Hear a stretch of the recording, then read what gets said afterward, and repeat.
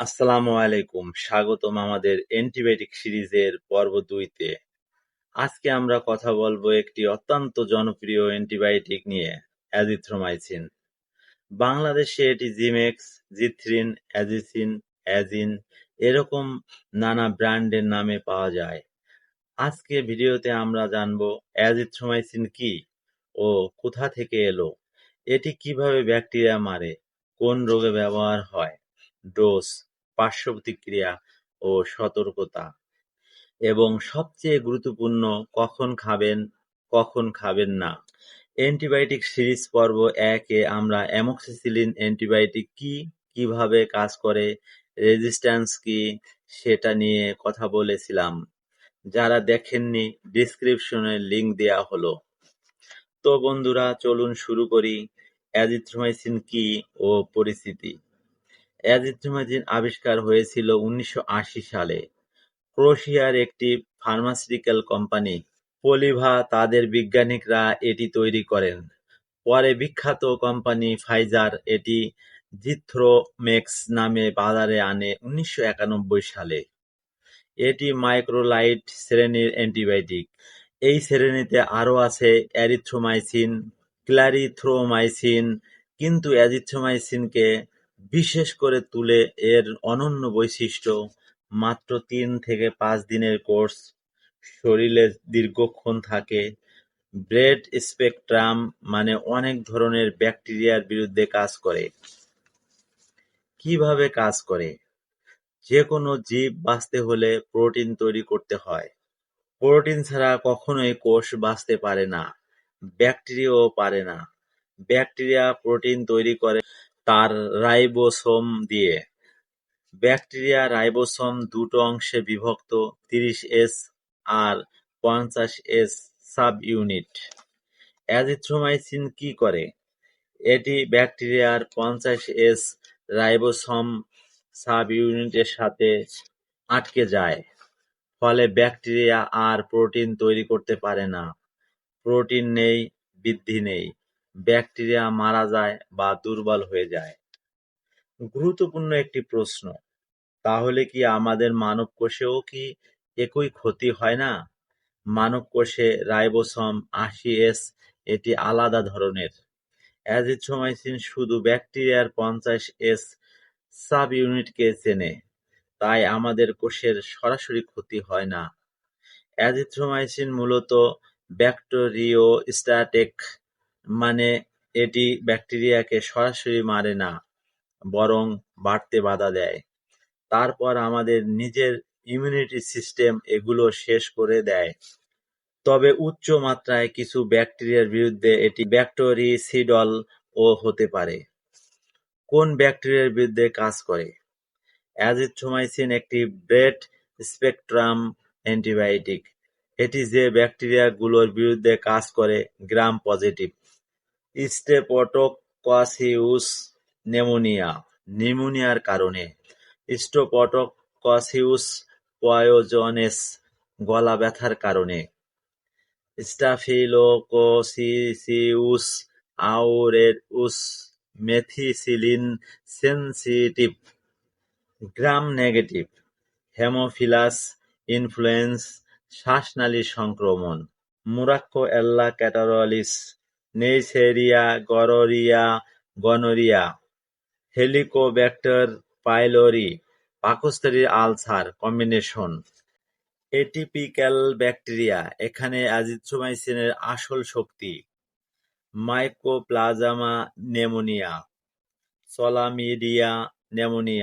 চলামিডিয়া trachomatis, legionella pneumoniae, bordetella pertussis, whooping কাশি। এই atypical ব্যাকটেরিয়াগুলো অনেক অ্যান্টিবায়োটিকে কাজ করে না। পেনিসিলিন বা অ্যামোক্সিসিলিন দিয়ে এদের মারা যায় না, কিন্তু অ্যাজিথ্রোমাইসিন পারে। এটা এর বিশেষত্ব। ব্যবহারের ক্ষেত্র। এখন জানবো গুরুত্বপূর্ণ ভিডিওর একটি অংশ, কোন কোন রোগে অ্যাজিথ্রোমাইসিন ব্যবহার হয়। 1. শ্বাসতন্ত্রের সংক্রমণ, কমিউনিটি অ্যাকিউইড নিউমোনিয়া, বাড়িতে হওয়া নিউমোনিয়া, বিশেষত এটিপিক্যাল ব্যাকটেরিয়া থেকে হলে, ব্রঙ্কাইটিস, কাশি, স্লোমা, ফ্রেঞ্জাইটিস, টনসিলাইটিস, গলা ব্যথা, টনসিল ফোলা, সাইনোসাইটিস, নাক ও সাইনাসের সংক্রমণ। ২. কান ও নাকের সংক্রমণ, ওটাইটিস মিডিয়া, কানের ব্যথা শিশুদের মধ্যে খুবই সাধারণ। ৩. যৌনবাহিত রোগ, ক্লামাইডিয়া একটি ডোজেই অনেক ক্ষেত্রে কার্যকর।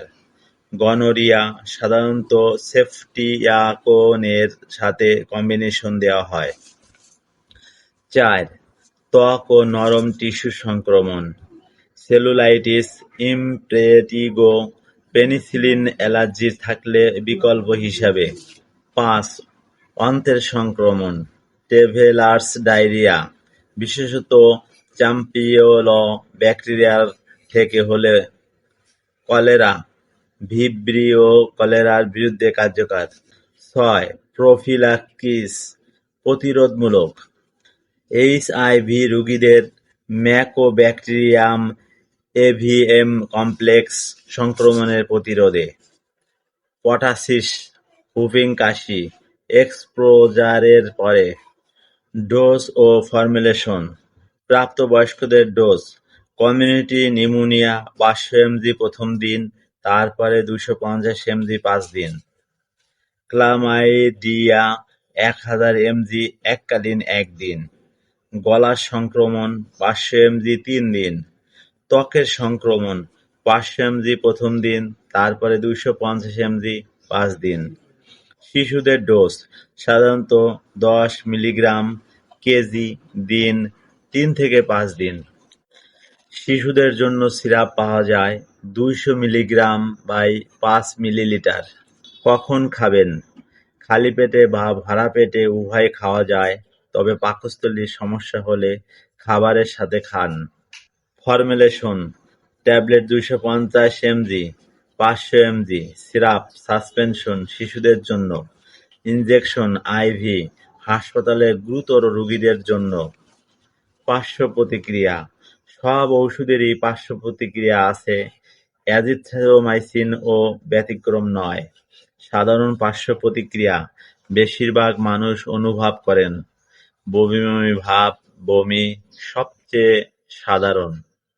ডায়রিয়া, পেট ব্যথা, মাথা ব্যথা, পেট ফাঁপা। গুরুতর পার্শ্ব প্রতিক্রিয়া: ১. কিউটি প্রোলাঙ্গেশন, হৃদযন্ত্রের সমস্যা। এটি সবচেয়ে গুরুত্বপূর্ণ। অ্যাজিথ্রোমাইসিন হৃৎপিণ্ডের বৈদ্যুতিক সংকেত পরিবর্তন আনতে পারে। একে বলে কিউটি ইন্টারভেল প্রোলঙ্গেশন। এ থেকে বিপজ্জনক হার্ট অ্যারিদমিয়া হতে পারে, তাই হৃদরোগীদের এটি খুব সতর্কতার সাথে ব্যবহার করতে হয়। ২. লিভারের সমস্যা, জন্ডিস, পেটে ব্যথা হলে ডাক্তারকে জানান। ৩. শ্রবণ শক্তি হ্রাস, দীর্ঘমেয়াদী বা উচ্চ ডোজ হতে পারে। ৪. অ্যালার্জিক রিঅ্যাকশন, র্যাশ, শ্বাসকষ্ট হলে সাথে সাথে ডাক্তার দেখান।